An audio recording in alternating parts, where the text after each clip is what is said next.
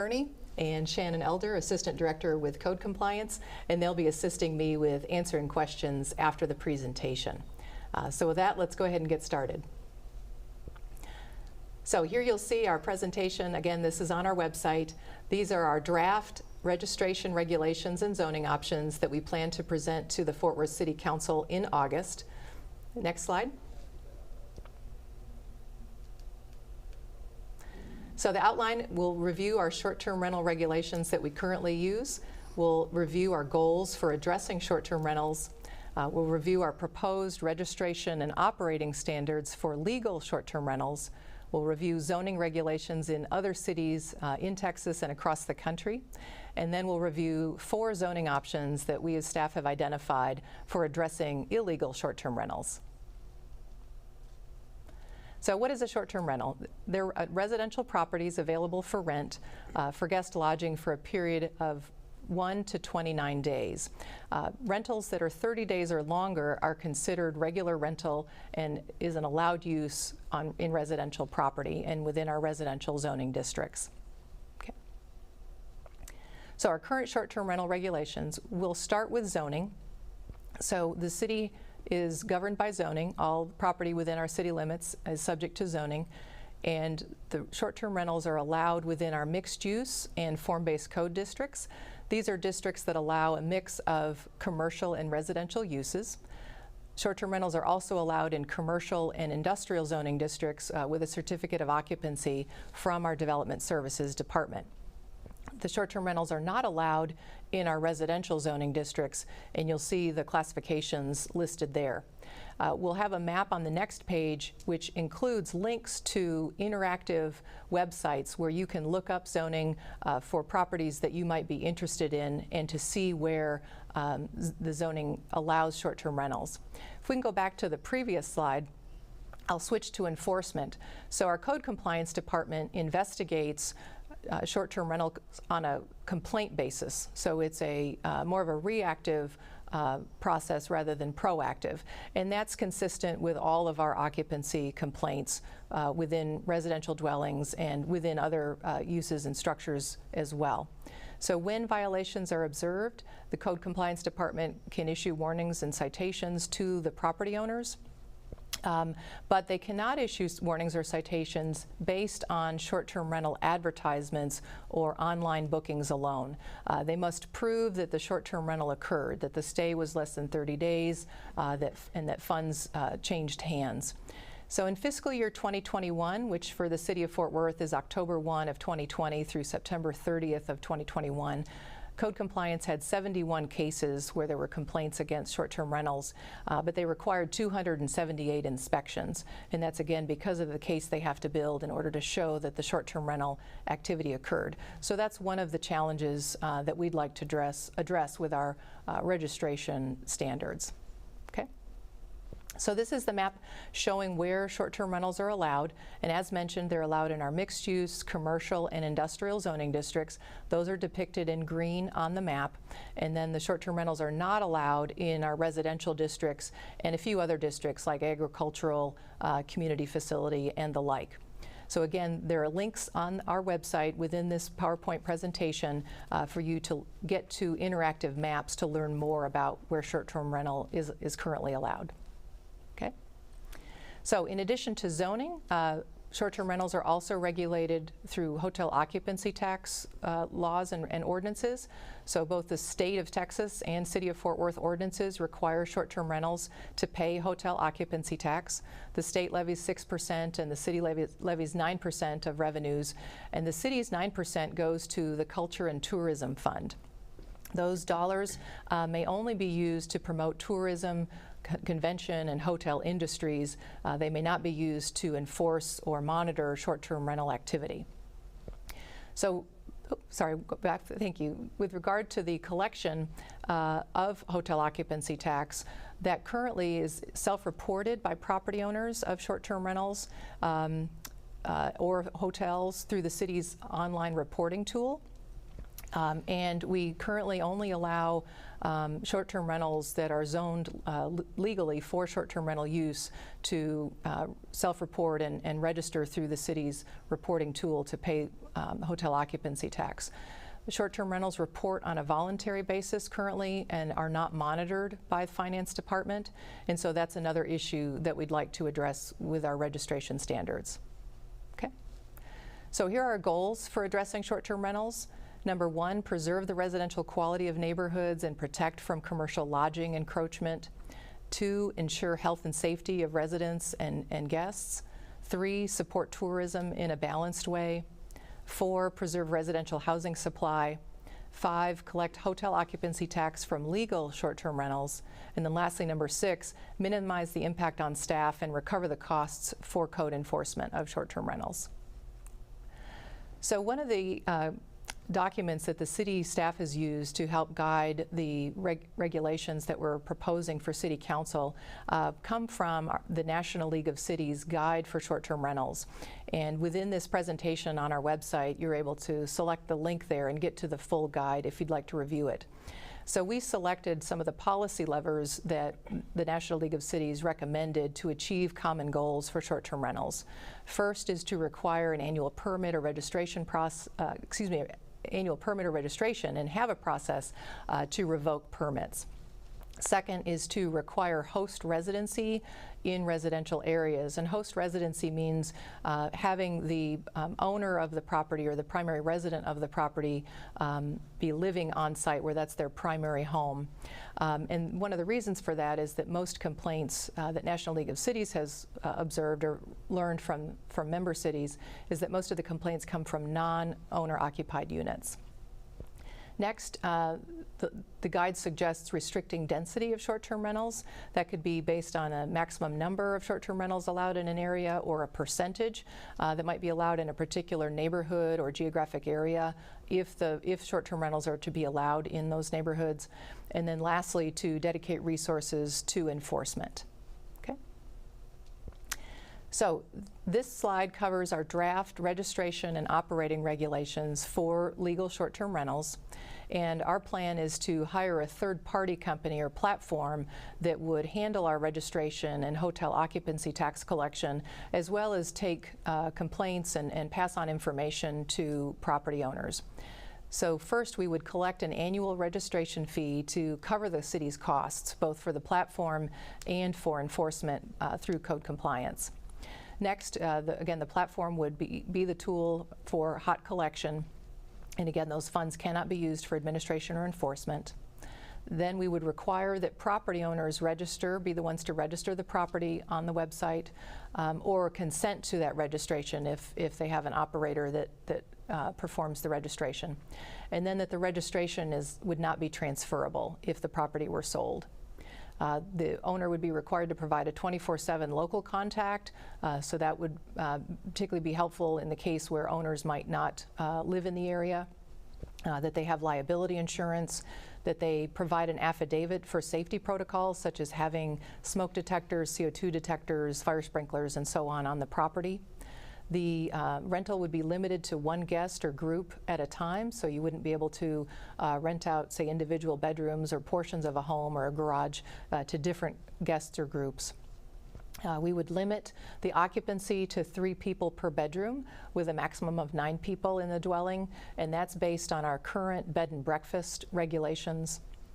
And again, that can be something that the City Council could hear different comments on with regard to the maximum occupancy.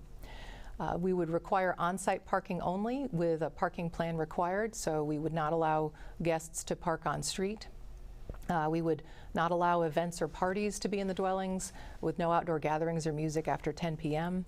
We would require a good neighbor guide, and it would help provide information to guests about complying with Fort Worth's rules for noise, trash, parking, and so on. And we have a good neighbor guide that we use within the TCU area today, which is based on a partnership with TCU and landlords and neighborhood leaders in the area. So that's been very helpful to us.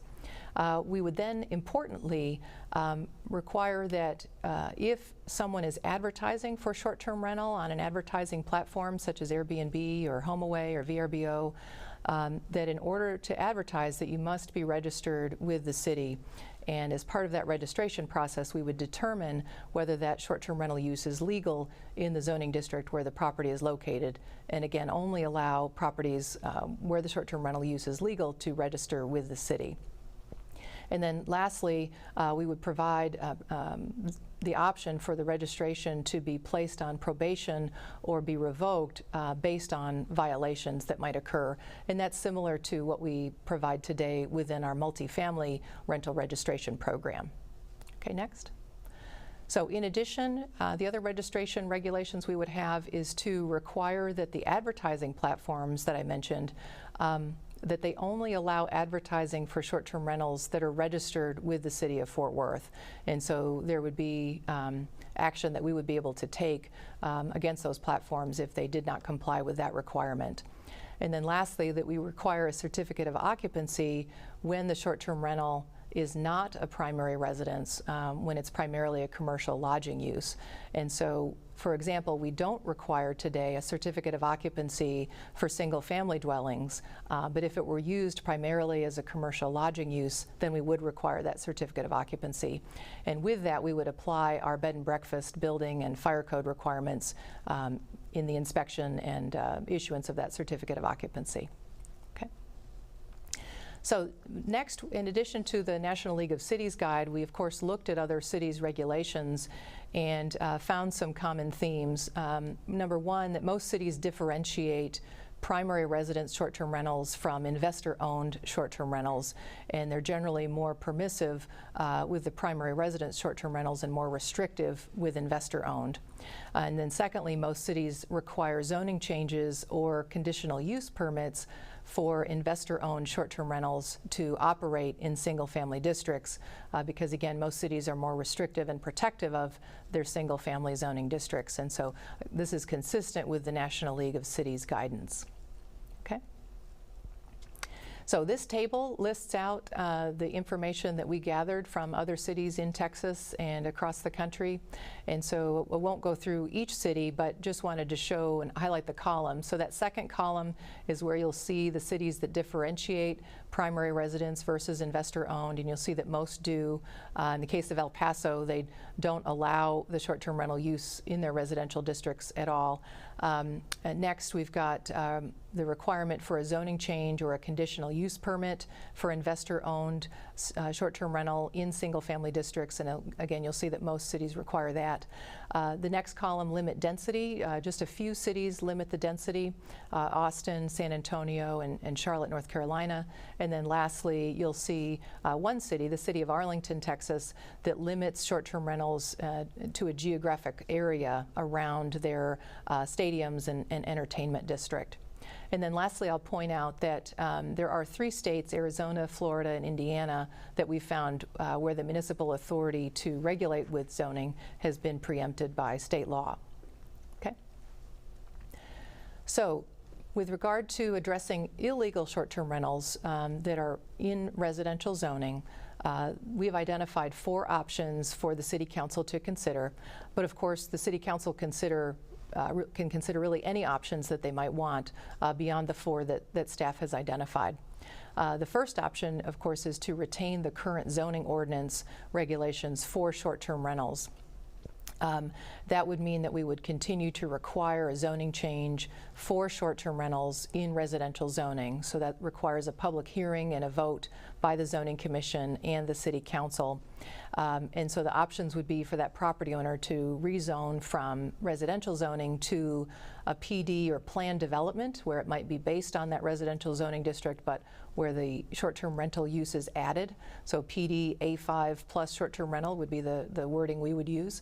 The other option would be to rezone or request a rezoning to mixed use or commercial zoning, which might be an option for a residential property that's located adjacent to mixed use or commercial zoning. One of the things I need to mention is that none of the options that staff has identified would allow a short-term rental use as the main use of residential property by right within residential zoning districts. So that means, again, that if it's primarily used as commercial lodging, it's not owner-occupied, we are not recommending that that be allowed by right in our residential zoning districts. Okay, next. So our second option, beyond retaining our current ordinance, is option 1. Our second option is to treat short-term rentals like bed and breakfasts.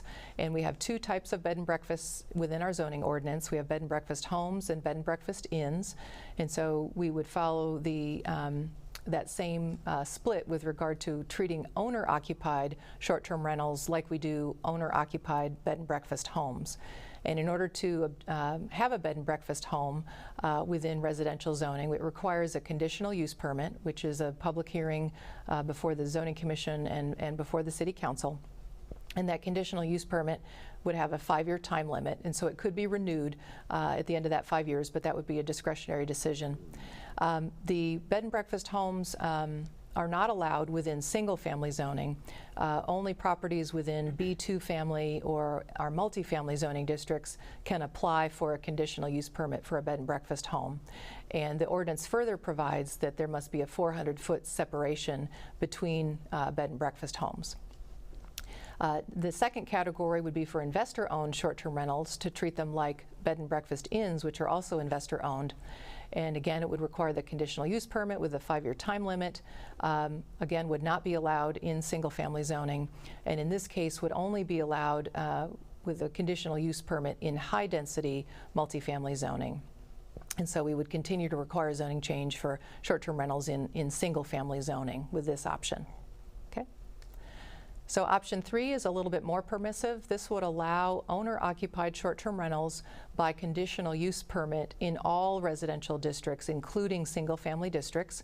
And we would suggest that the City Council, in considering these conditional use permits, limit them to 5 to 10% of the block, or in the case of multifamily zoning, to 5 to 10% of that multifamily building.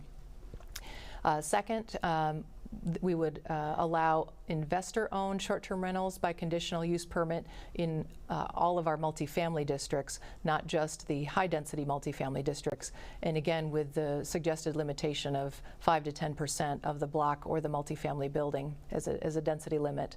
And then lastly, continuing to require zoning change for all the other situations. And our final option, option 4, is the most permissive option that staff is recommending, which would be to allow owner-occupied short-term rentals by right in certain neighborhoods or citywide, and that would be a decision that would be considered by the City Council. Again, we would, in this case, if it's by right, so there's not really discretion on a case-by-case basis, then we would want to require a density limit of 5 to 10% of the block or the multifamily building. We would want to limit the number of booking nights per year to 30 or fewer, so that we can ensure that the short-term rental use really is an accessory use to the primary residential use of the property by that owner. And then lastly, again, require a conditional use permit or zoning change for all other situations. Okay, and I believe that's our last slide. So at this point, I'll go ahead and turn to the questions that we've received to date. I've got a long list of them, so we'll start going through them, and then I'll turn to Melinda and Shannon to help me answer a few of them.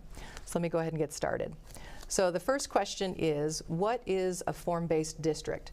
So if I mentioned a form-based district when we were discussing the areas where short-term rental is allowed by right. So it's a type of mixed-use district where residential and commercial uses are allowed by right, and where the zoning is more concerned with the form or the shape of the building, the height and setbacks and so on, rather than separating uses within a building or within the district.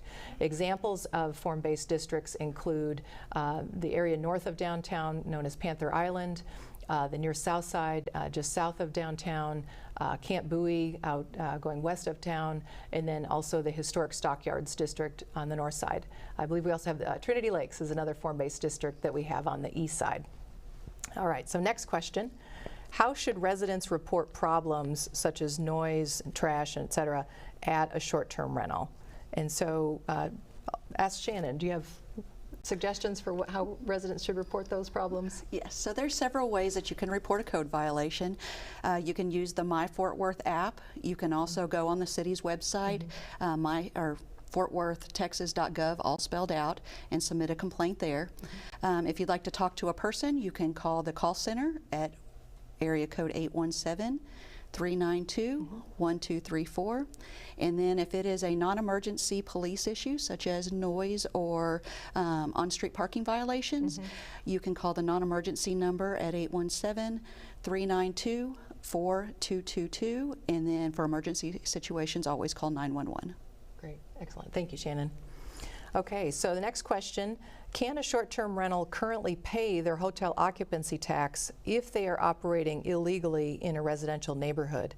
So this, the short-term rental operators or property owners can pay their state hotel occupancy tax. The city is not involved in that process. In working with our finance department over this last year, as City Council has asked us to look into regulating short-term rentals more proactively, we learned that there were a few short-term rentals who had registered through the finance department's hotel occupancy tax platform that weren't in zoning districts where short-term rental was allowed. So our finance department has removed those properties from our hotel occupancy tax registration platform. So they're not able to be registered with the city in order to pay their hotel occupancy tax. The city wants to have the registration be limited only to short-term rentals that are legal. So next, what violations could cause someone to lose their registration? And so that's still to be determined as we work through the registration ordinance and work with City Council on how they'd like to proceed.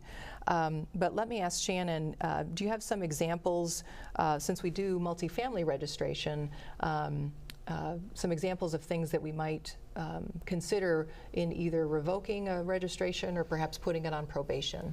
Yes, so we have had discussions about we would place somebody's registration on probation if they do not resolve their code violations in a timely manner. We've also discussed possible hazardous situations where we would revoke immediately. Okay, great. Melinda, anything else to add? So what we would potentially look at including in there are if they're violating other sections of the code that aren't really related to code violations, such as the noise ordinance or parking, kind of related to that. So all of that will be looked into and as we determine and work through with the council and with the community what to include in that ordinance. Okay, sounds good. So the next question is to describe the difference between a primary residence and an investor-owned property. I touched on that during the presentation. So a primary residence short-term rental would be one where the owner is the primary resident of that property, where that home is their primary residence, and where the primary use of the property throughout the year is residential use rather than short-term rental. So an investor-owned property is a property where the property owner does not live at the property, does not reside there, where it's not their or where it's not their primary dwelling. Next question, how can you regulate if someone is using a homestead exemption for a short-term rental? So I believe the question is trying to get at someone who might be claiming the property as a homestead, but where it's not their primary residence and where the primary use is short-term rental. And so with that, we would ask that folks call or reach out to the Tarrant Appraisal District to report any separately from a bed and breakfast home or a bed and breakfast inn. But again, that's an option that the City Council can consider, is to treat the short-term rentals as we do bed and breakfasts. Okay, what is the difference between a planned development and a conditional use permit? So a planned development is a change to the base zoning. So for example, if you have A5 one-family zoning, which is our most common single-family zoning district, if you have A5 one-family zoning and you want to request a zoning change to allow short-term rental, one of your options is to request a zoning change to PD, planned development. So it's not an overlay, it's actually a change to the A5 zoning. So you would no longer have A5 zoning, you would now have PD, planned development zoning, that would be specific to that site, and with certain uses and development standards as may be requested or decided by the City Council.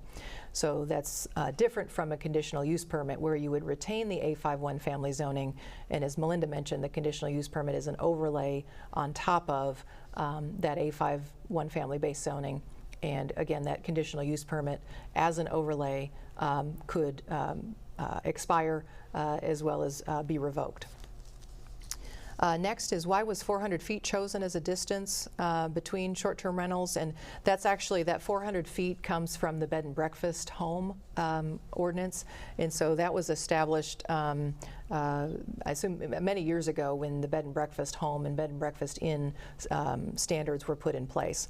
And so one of the things that we've talked about as staff is that it might make more sense to consider the percentage density limit if the City Council wants to consider density limits, rather than a distance or 400-foot distance type of separation, since that can end up being somewhat arbitrary or perhaps not appropriate in some areas where, for example, on a given block, one end of the block might be next to commercial or mixed-use zoning, and the other end of the block is adjacent to residential, and it's more less intense. So one end of the block is more intense, and the other end of the block is less intense. And so the 400-foot separation could end up creating or sort of compelling short-term rentals to be further into a neighborhood where it might make more sense to keep them close to a commercial or mixed-use district. Next it says, Austin and San Antonio both have terrible registration compliance rates for short-term rentals. Why would you use them as models? So I don't know that we're modeling our registration ordinance after Austin and San Antonio. It's just that they are two cities who have addressed short-term rentals. We've reviewed them more with respect to their zoning ordinance than with respect to their registration and compliance with registration. I think what we're hoping is that if we have a well-qualified vendor that's providing our registration platform, and they've got access to the data mining tools that we're seeking now to gather information about short-term rentals, that hopefully that will help us be better informed and better able to require compliance with registration if the City Council decides to move forward with that. And then again, a similar question about Austin has, and I don't know if, I haven't checked this information, it says Austin has 17,000 short-term rentals, up 5,000 from the last count last year. They allowed owner-occupied. Seems it's impossible to police, and why? So I'm not sure I can answer that question about their situation in Austin. I don't know if you happen to have any insights for them. Yeah. Next, what rules do you have in place to vet legal short-term rentals? If you've not done that, how will the city police the influx of new short-term rentals if the ordinance changes? So again, that's in terms of vetting legal short-term rentals. So we would, as you saw on the registration slide, we would have a number of operating standards and requirements for a property to register as a short-term rental with the city's platform. And so there would just be a lot of information required that would allow us to vet that property. In terms of policing or having an influx of new short-term rentals, that's entirely dependent on whether the City Council chooses to change the zoning ordinance in any way to allow short-term rentals in either by right or by conditional use permit. And so, again, that enforcement would be done through the registration requirement and again, through the potential addition of code compliance officers, as we've mentioned. Are you staffed well enough to handle legal short-term rentals? My sense is yes, that we are. I expect we'll find that most of the short-term rentals that we have in Fort Worth are not legal. In fact, I expect the vast majority are not legal. So, in terms of handling the registration for the legal short-term rentals, that should be fairly straightforward. It won't require a zoning change or zoning action by the Zoning Commission or City Council, so that won't impact our development services staff. And then with regard to the registration, again, that's that should be hopefully a user-friendly platform that will be easy for property owners to use. What's the crime rate in legal short-term rentals by comparison to the rest of the city? We've not collected crime data on short-term rentals, either legal or not legal, in the city, but I'll just ask Shannon or Melinda if you happen to have seen any information on that. I have not. Yeah. So again, the council could ask for that information, and we can follow up with our police department on that. How will the city prevent short-term rentals from being used as a base for crime? Does Fort Worth PD have any experience with this happening, especially with gangs? And I can assure you our Fort Worth Police Department has extensive experience in dealing with all kinds of crimes and with gangs, and so they're really an excellent force, one of the best in the country. So not worried about them from about their experience. And in terms of short-term rentals being a base for crime, we've certainly heard people talk about crime and short-term rentals, but we haven't necessarily seen that correlation here in Fort Worth to this point. Do you have evidence, again, police reports, code enforcement documentation of issues that justify regulating short-term rentals? And I think here the evidence we have is of the short-term rentals that we've learned about that are operating illegally within our residential zoning. And so that would justify us regulating them. And also the issues I spoke of earlier about the difficulty that code compliance has in proving that short-term rental activity is occurring. And so having a registration ordinance and a registration platform should help us with respect to enforcing our zoning ordinance and where short-term rentals are allowed. But I'll ask Shannon if you have anything to And I'd agree with everything you said, but part of our discussions that we have had is also regulating with the registration process, requiring that you have a valid permit in order to advertise for a short-term rental, and that will make it much easier to do the enforcement. Yes, that's right. So if we see an advertisement, or if our registration platform company sees an advertisement for a short-term rental on one of the common websites or on Facebook or wherever it might be that we learn about it, then if we adopt the registration ordinance, that would enable code compliance to follow up with that property owner to say, you need to register. Correct. Correct? Okay.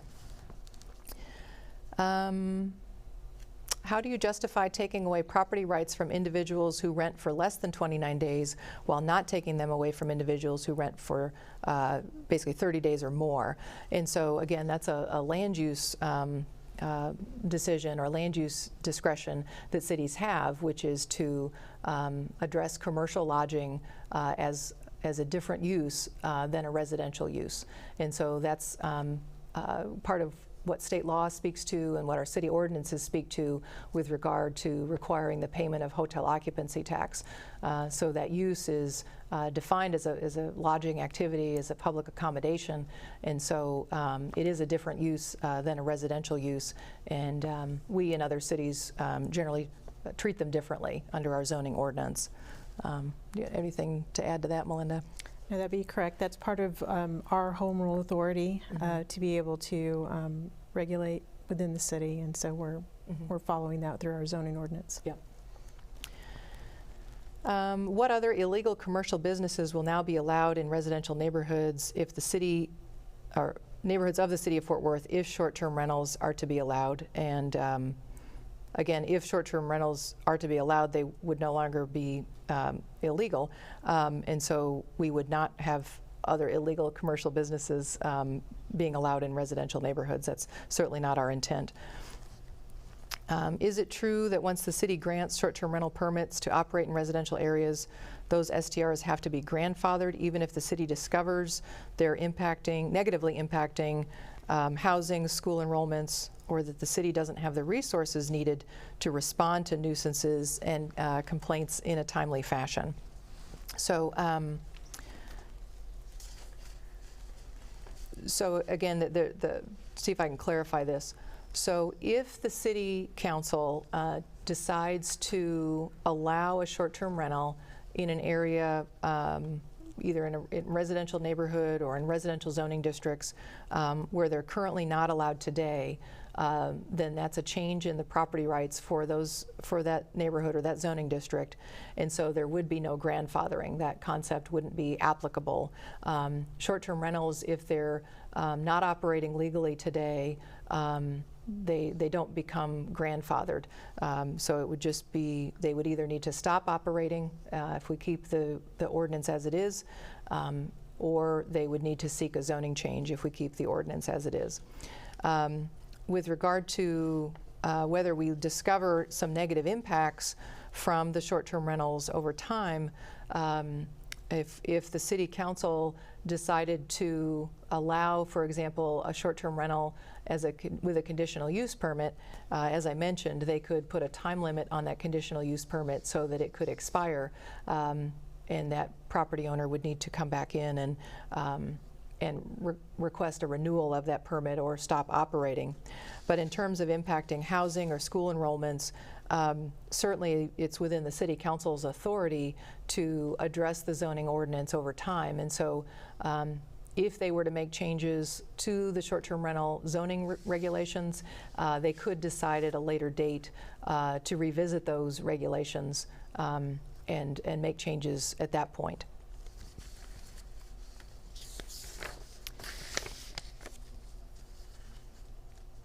Okay, and then again, this relates to that question. Should the city decide at a later time not to allow short-term rentals, would there be a grandfathering for residents who can show legitimate and safe productive listings for those that have made careers or their livelihood doing it over time? So again, in order to grandfather, the use would have to be legal within the zoning district at the time the zoning regulations change. So today, any short-term rentals that are operating within residential zoning districts are not legal and would not be grandfathered. There's not a way to grandfather something that's not legal. If, however, the city council decided to allow short-term rentals either on a case-by-case basis with a conditional use permit or with a zoning change or with some other by right option, and then at a later date decided to change the rules for that property or that zoning district or that neighborhood, then yes, under our zoning ordinance, that use that is legal, that's operating that is legal, but then becomes not legal or not allowed in that zoning going forward, then that use may continue indefinitely. We have a legal non-conforming section of our zoning ordinance that describes the rights for properties that are deemed to be legal non-conforming after a zoning change occurs, and generally if that use continues without or is not discontinued for 2 years or more, then that use can continue indefinitely. So, not sure if I said that correctly, if you have anything to add. That's correct. What I would add is if the council decided to allow them, then we would have a registration period where if then council decided to change it, we would look to see if they were originally registered. So they would have to be able to prove that at some point they did come into whatever the city's requirements were for short-term rentals at that time. Okay, and be registered. Right. We wouldn't grandfather a property that was operating as a short-term rental that had never come into compliance with the city's ordinance. Okay, very good. All right, this next one's a long one. Let's see. Bed and breakfast homes are narrowly defined as being limited to, let's see, a property with an existing structure as of December 1, 1993. Short-term rentals are not so narrowly defined.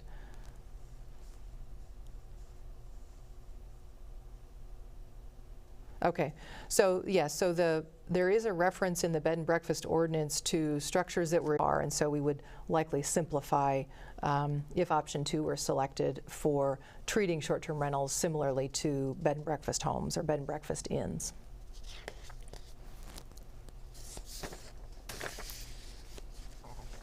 Okay, let's see. Option 2, again, this is the bed and breakfast option.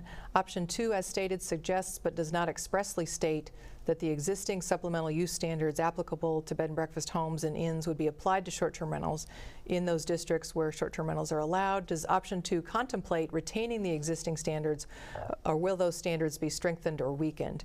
And so I would say that generally staff would suggest that those existing standards be retained for bed and breakfasts if the City Council chose option 2, but again, it's within City Council's discretion to add, delete, or modify any of those supplemental standards.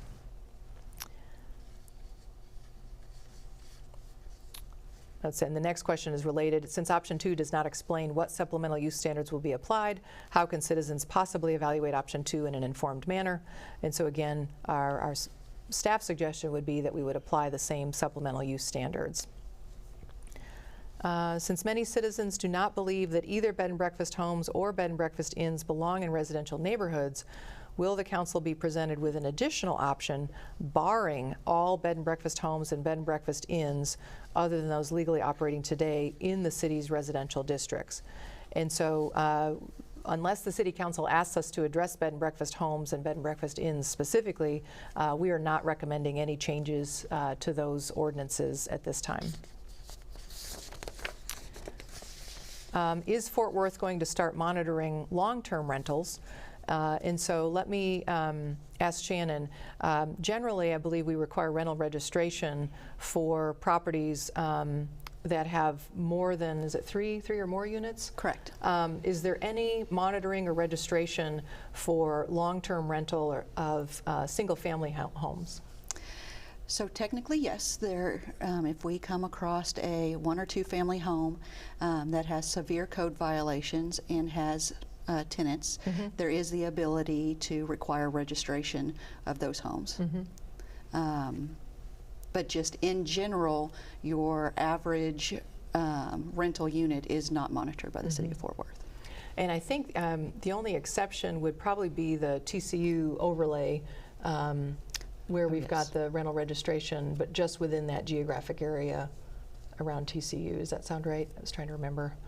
For their legal nonconforming status if they were operating prior to the ordinance going into effect. Okay, just with regard to the number of people. If they had more than 3 people. So that's a pretty narrow category. So very narrow, yes. Yeah, very narrow category. Okay.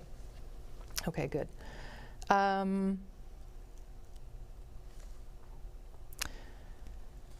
Let's see. Let me ask Melinda about this one to take a quick look at that question, and then let me see.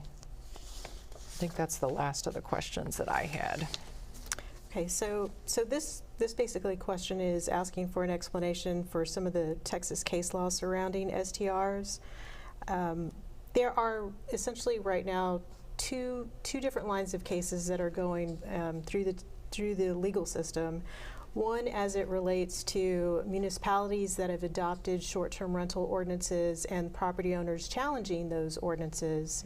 And then a second line of cases that are essentially property HOAs or POAs that are suing property owners for violating their covenants and restrictions. So specifically the Tar versus Timberwood case, that was a case between a homeowners association and a property owner with regard to their covenants and restrictions and what was allowed under those covenants and restrictions. And the Texas Supreme Court determined, based on the language of those particular deed restrictions, that the use was residential as it relates to the deed restrictions, and that the homeowners association couldn't enforce their covenant and restriction to disallow short-term rentals. As we've previously stated, short-term rentals, the city's regulation of short-term rentals is through our police power, and it's not a contractual matter between the parties. So the decision in the Tar versus Timberwood doesn't directly correlate to allowing as a residential use in the line of cases that involve municipalities and property owners. Those cases are still ongoing. A couple are at the appellate level and have asked for certification to the Texas Supreme Court. One involves the city of Arlington, one involves the city of Grapevine. Those court cases are still the process, and those are the line of cases that the city is most interested in. Great, thank you. All right, did we get some additional questions? Yes. Okay, thank you. All right, so let's see. This question, if there's a short-term rental next door to me or down the street from me, as there is, which is a business, how will that affect my house taxes? So my understanding, and the city does not assess the value of properties. That's handled through the tax assessor's office and the Tarrant appraisal. The tax assessor's office collects the taxes, but the appraisal districts for the various counties determine the value of properties. And so generally, if you look up your property, say if you go to the TAD website and look up a particular property, the appraisal districts use a state land use code to define the general use of a property. I believe they use A1 as the land use code for residential properties.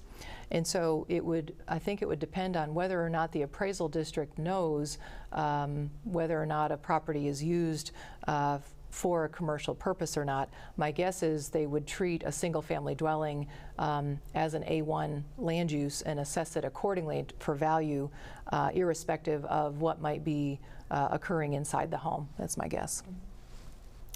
And then our short-term rentals taxed as a business or as a residential property.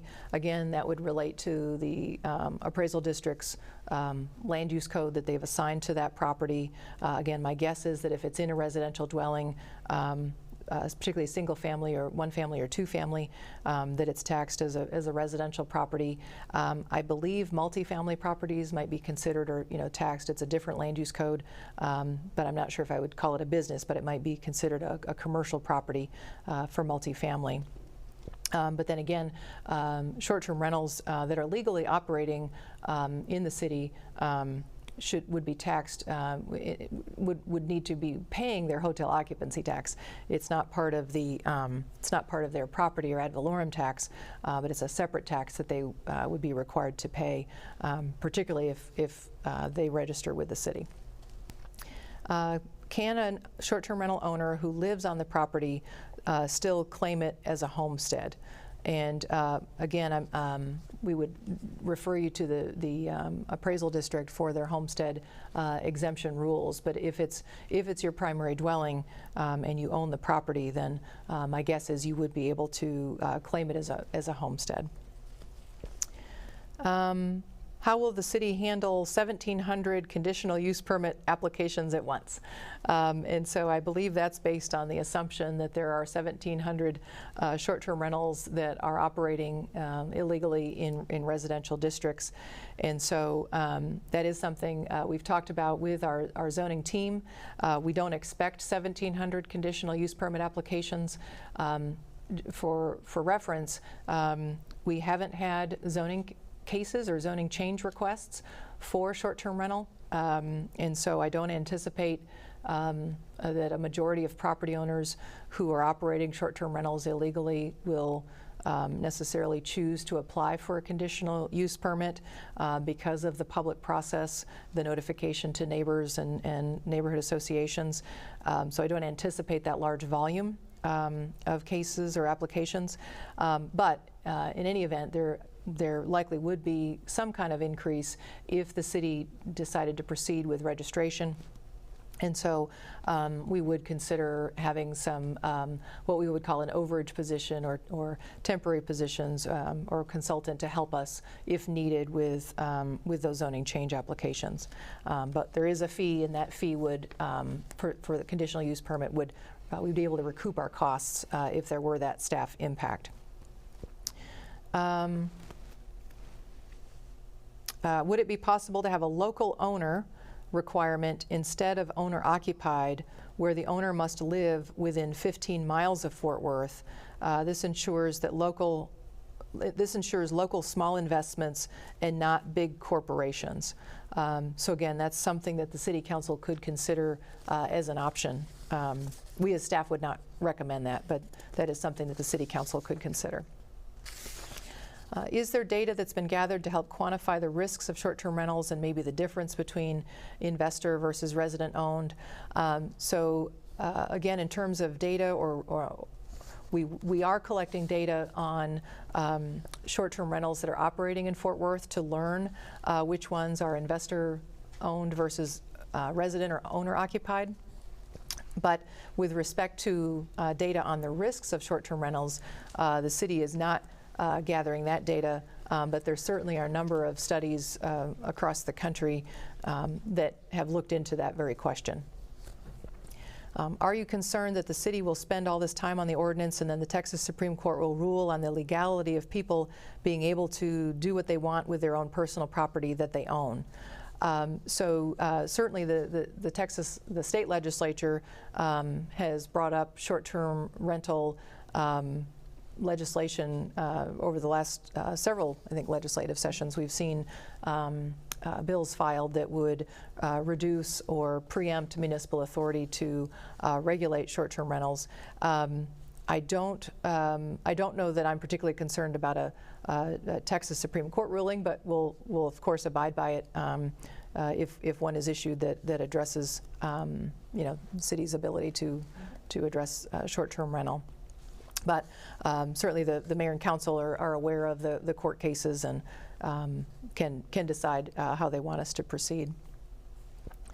To clarify, is it left to the neighbors to report any violations? And so I would say currently that is the case, that the code compliance responds to complaints about occupancy or zoning violations, and so short-term rental would fall in that category. And so it's again a reactive practice rather than being proactive. That's one of the questions that we will likely pose to the City Council in August, is whether they would expect or want code compliance to add resources in order to be able to be more proactive in enforcing short-term rental activity. Let me ask Shannon if you have anything to add to that, or if that sounds And you're sounds correct. That's what we're doing right now, is complaint-based, Okay. address-specific. Yes, okay. Are HOAs exempt from any ordinance change? The answer to that is no. All property within Fort Worth is subject to our zoning ordinance, so they are not exempt. I have a home that sits on an acre, spacious 5-bedroom home. Is there an exemption or leniency to the amount of people for short-term rentals that have space to host larger gatherings, et cetera? And so, again, depending on which zoning option the City Council chooses, that would be something that they could consider. So, for example, if there were a zoning change that's approved for a property, or if they decide to allow a conditional use permit option for a property, then in approving that, they can stipulate the operating standards or the occupancy standards for that property. So that would be an option to increase the occupancy. With so many currently operating in every zone of the city with a minimal negative effect, shouldn't we be able to have responsible hosts apply for permits to operate a short-term rental in any zone to have accountability and regulations to benefit all? So I think this is saying if the City Council puts in place a registration ordinance and a registration platform, shouldn't all property owners be allowed to apply or to register and have that accountability in the regulations? And so again, it comes down to the current zoning ordinance doesn't allow short-term rental in our residential zoning districts, and so the individual property owner would need to apply for a zoning change in order to become legal, or the City Council would need to select a zoning option or create a zoning option that would enable short-term rental to be legal in different ways or in different places of the city. So the area zoned conditional in yellow, can we apply for a conditional use permit even if our home is a single family home? I believe this is referring to the map that we have through our zoning assist tool online, and I believe the areas that might have the yellow color on them, it's the term conditional isn't related to a conditional use permit. I believe it's likely related to a specific zoning or unique zoning that's in place for that property. So again, at this point, if you have residential zoning, you're not currently able to apply for a conditional use permit within the city of Fort Worth. But if the particular person asking this question wants to look up a particular address and email that to us, we can follow up on that particular question and dig into that a little bit more. Will the city consider that once short-term rentals are allowed, the certified registered homes will be under scrutiny. So yes, I think that's correct. If the City Council chooses to adopt a registration ordinance and have a registration platform, that will be public information, and so and there will be those operating standards that we reviewed, and so yes, those properties would be under scrutiny. Can we consider a 1 per block rule instead of a 5 to 10% of the block as a density limit? And so I believe the answer would be yes, that could be considered by the City Council as an option. How many single-family residential homes currently exist in the green zone? I think this is, again, referring to the zoning map that shows the areas where short-term rental is allowed and in the green color. And so I think it's fair to say that there are not very many single-family neighborhoods or single-family homes that are zoned for mixed-use, commercial, or industrial. And so again, that speaks to the fact that if most short-term rental activity is occurring in single-family homes, then most of that activity is not legal today. How many homes or habitable structures are located in the green areas on the map where short-term rentals are currently located? Again, I think that relates to the prior question. I think there are, in terms of homes or habitable structures, there are probably quite a large number of multifamily homes and multifamily structures that are located in the green areas, again, within our mixed-use districts, like downtown, the medical district near South Side, near West Side, North Side, several areas along, oh, there we go. Thank you, Aya. Several areas along the interstates and the tollway, Chisholm Trail Parkway, and other places, Centerport, some good examples. So there's a number of multifamily homes and habitable structures in those green areas. But if the question is specifically about single-family dwellings, there are probably not as many. Although we've got a few areas within the central city where we do have single-family homes that are zoned commercial or even rarely industrial. But again, the vast majority of single-family homes are not in the green area. How will Fort Worth improve code compliance with only 278 short-term rental complaints versus 307,000 households? How will we improve code compliance?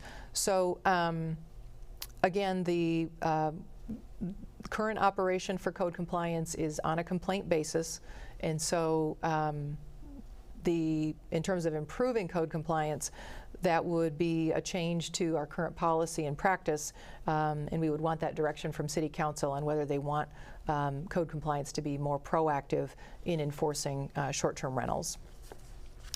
Has a complete analysis been done within Fort Worth of complaints versus guests and visits? And the answer to that would be no. We've not done an analysis of that.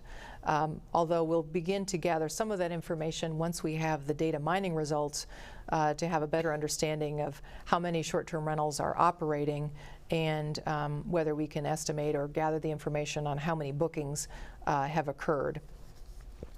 Has an economic impact study been completed to include all incoming dollars into Fort Worth? How will Fort Worth make up for the loss of income? So we've not done an economic impact study for short-term rentals, so I don't have that information. And what protection is there for hosts dealing with neighbors who don't agree with short-term rental as a neighbor and are consistent in submitting invalid complaints? Can a neighbor be banned for abusing the system or harassing a short-term rental host? So that's a good question. So let me turn to you, Shannon. I'm sure you've seen instances where neighbors, maybe in a few cases, have called repeatedly on a particular home, and talk to us about how you determine what's a valid complaint and what's not a valid complaint. Yes, so we investigate all complaints that we receive.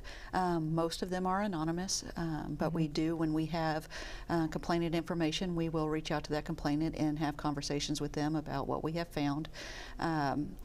In situations where we have a complainant that continues to submit a violation that we have deemed is not a violation, our goal is to educate that complainant to let them know why it is not a violation. That's not always possible in anonymous situations, but that is our goal. But once we have shown and proved that they are not in violation, we don't continue to, what some people like to call, harass the individual. Good. All right. Anything else to add? Okay. All right, so I think I got through that set of questions. Let me set these aside for a second. All right. Can we see how Frisco and Galveston stack up on your city by city comparison chart in the future? I've heard that they have good success with their regulation. Yes, and we can certainly look at that. We chose not to include Galveston because that is a tourist destination city where much of the number of people who are in Galveston fluctuate greatly seasonally because of the nature of it being on the coast, and so it's a different kind of makeup, if you will, of visitors versus residents compared to Fort Worth. And then we will also look at Frisco, but again expect it to be different from Fort Worth, but certainly no reason not to look at it and be transparent about that information. Will the city consider allowing accessory dwelling units to be used for short-term rental?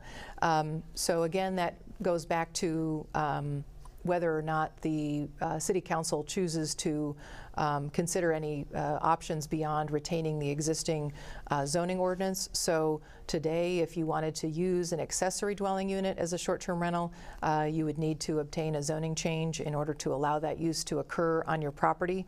It doesn't matter whether it's in the primary structure or in the accessory dwelling unit. That is an option that the City Council could consider in terms of distinguishing the short-term rental of a primary dwelling versus the accessory dwelling. My sense is that from a compliance standpoint, that it will be difficult for code compliance to monitor whether the short-term rental activity is limited to the accessory dwelling unit versus the primary home. Is that true? Yes. Yeah.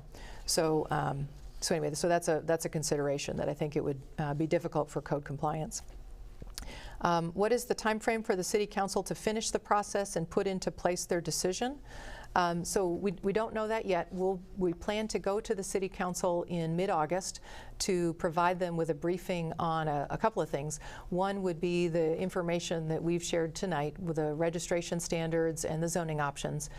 We would also want to share the comments and questions that we've received from the public via the website, via email, via our public meetings, as well as through our thought exchange tool that we, first of all, encourage you to go check out. But we'll also be sharing, prior to mid-August, we hope, with the City Council and with the public, the results of our data mining effort to see where short-term rental activity is occurring and the nature of that short-term rental activity, whether it's conducted with owner-occupied dwellings or investor-owned dwellings, and then also the frequency of bookings or the intensity of the use, basically, of the short-term rental. So we'll be presenting all of that information to the City Council in mid-August, and then we'll receive guidance from them on what they see as next steps, whether that's to move forward or not with any changes to our ordinances or take any other action. Could an overlay go into single-family zoning districts? Where in that section? I'm not sure I understand the question. Could an overlay go into single-family zoning districts where in that section they can do short-term rentals? I'm not sure I understand the question, but let me answer it a couple of different ways. So again, the City Council could choose to create an overlay district similar to what they did with TCU, to have some different occupancy rules for a geographic area. So within our zoning ordinance, we would I believe we have an overlay chapter where we discuss overlay districts, and so that's where that information would be in the zoning ordinance and would define what uses are allowed and under what conditions within that overlay district. And then if there were just as Melinda described, an individual conditional use permit granted where it's an overlay district for that specific property, again, that information would be within our zoning database, so that as you looked up that property, you would see both the base zoning and the conditional use permit overlay that goes on top of it. Let's see, there are parking and party issues with the new homeowner pool rental industry. Will this be regulated as well, or do they get a free ride while short-term rentals are regulated? So the pool rental would be a different activity than a short-term rental, which is an overnight stay or lodging in a home. And so pool rental is not allowed, as I understand it, within our residential districts. So we would not be allowing pool rental with any changes, if any, to our short-term rental standards. But Shannon, have you received pool rental complaints that you're aware of? So we have not received any complaints that I am aware of, but we have had the discussion just regionally with different code enforcement agencies that this is becoming a new hot topic. Mm-hmm. So we're having those discussions. Yeah, yeah. So again, that use would not be allowed within our residential zoning districts, the pool rental. Why are other people allowed to run small businesses out of their homes in residential neighborhoods, but not a short-term rental? And so the city does have a home occupancy ordinance, which does allow certain kinds of home occupancies to occur within a home, where again it's still primarily a residential use of the structure. I'm trying to think of some good examples of a home occupancy. I suppose it could be someone perhaps acting as or providing services as an attorney, or perhaps an accountant providing tax returns. Do you happen to remember, Melinda, what the process is for home occupancy, if there's any particular permitting or other zoning changes required? There's not any particular permitting that's required or a zoning change that's required, because it's allowed by right in single family, but there are development standards that you do have to comply with in order to do a home occupation. Yeah, I think they're fairly restrictive, as I recall, in terms of maybe the number of visitors or people who might work for. It relates to the number of employees that can work there, the number of visitors, that essentially that it's very limited as to visitors, the parking that's required, where the activity is actually taking place. It has to take place in the structure itself, or in the garage, or in an accessory structure. It's pretty limited in terms of that. Okay. Let's see. Has there been any talk about allowing short-term rentals in opportunity zones, considering opportunity zones offer tax incentives to induce gentrification? So I'm not aware of any talk about short-term rentals and opportunity zones, and I'm assuming this is referring to the opportunity zones that the state has designated within several cities, and the tax incentives associated with that, but I've not heard of any relationship between short-term rentals and opportunity zones. How and why does the city define short-term rental use as commercial when the Supreme Court has ruled it as residential, albeit in a slightly different context? But since there is precedent, why isn't the city following it and creating an ordinance per the precedent set by the Texas Supreme Court? And again, I'll let Melinda chime in on this, but again, from a land use and zoning standpoint, the city planners and zoning staff, not just in Fort Worth but across the country, consider the commercial lodging to be a different use, the lodging in a home to be a different use than a use that's a regular rental or owner occupancy of a structure. And so again, that's staff's recommendation that we consider to continue to distinguish short-term rental from residential use as a commercial lodging activity, and one that is required to pay hotel occupancy tax. I would agree with that, and then just to add that the cases I believe the commenter is referring to are related to the interpretation, the court's review of covenants and restrictions and deed restrictions as it applies to homeowners associations and property owners associations. While that argument is being made in the line of cases as it relates to municipalities and property owners, the court has not yet, the Texas Supreme Court has not yet reached that full conclusion, but the court in the cases involving cities thus far has not stated that cities are in any way preempted from regulating short-term rentals, kind of whichever category they fall into, that the city still has the police power to regulate short-term rentals. Okay, great, thank you. All right. Okay, these are the questions we've already discussed, the Frisco and Galveston accessory dwelling units and others. Correct. Do we have any additional questions that have come in? All right, I don't believe we have any, so I think we've gotten through all the questions, but want to encourage everyone to visit the city's website on short-term rentals, to submit your comments and questions through the website. Feel free to, again, email us directly if you'd like, to participate in the thought exchange and give your comments and opinions. We would appreciate it very much. Michelle, anything else? We've got like 3 that we're printing out. Oh, okay, wait. Okay, all right. Please hold on for us. We've got 3 more questions that are coming in right now.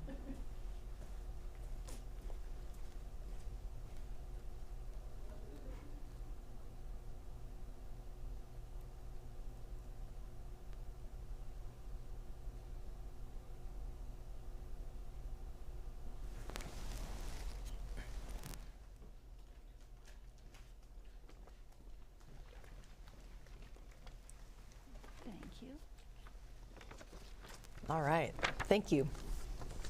How were the 4 options, I assume the zoning options, how were the 4 options developed and who was involved in developing these? So I was involved in developing the 4 options along with Daniel Leal, who's our Assistant Director in Development Services for Zoning and Design Review. Also with Shannon Elder as our Assistant Director with Code Compliance, and I'm probably ran them by Melinda as our Deputy City Attorney before bringing them forward. So it was basically your zoning and zoning compliance teams were involved with that. What Texas cities has Fort Worth staff consulted with to gain an understanding of what has worked well with their short-term rental ordinance and what has not? And so we've talked with a few of the cities, not all of them, that were on that chart. I've talked with a few of the zoning staff in Arlington, in Dallas. I believe Daniel's talked with folks in El Paso and some of the other cities. And Shannon, I think you mentioned that there's some code compliance groups that have talked about short-term rentals regionally. Correct. As well. Yes. But again, depending on some of the direction that City Council might give us, that may lead us to do more outreach with those communities to answer specific questions about their experience with short-term rentals. Can they consider that hosts volunteer and attend training to monitor and research complaints that come in? So yes, certainly we would welcome the opportunity for short-term rental hosts to volunteer and attend training. In fact, I believe the Short-Term Rental Alliance in Fort Worth has offered to provide training and good neighbor kinds of materials for hosts and for hosts to share with their guests. And then in terms of monitoring and researching complaints that come in, certainly, folks are welcome to do that. If we have a registration platform, then we would be gathering that information about complaints and where they're located and what the topic is for those complaints. All right. Well, let me just wait another few minutes and see if any more questions come in.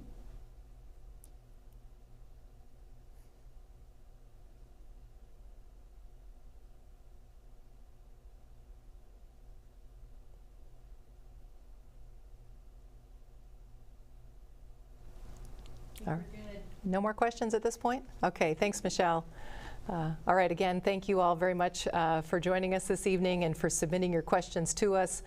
Please continue to do so. You should see on the screen the email that you can submit questions and comments on, as well as our website, fortworthtexas.gov/STRs. Certainly look forward to hearing from you as we continue this conversation about short-term rentals. Thank you all very much.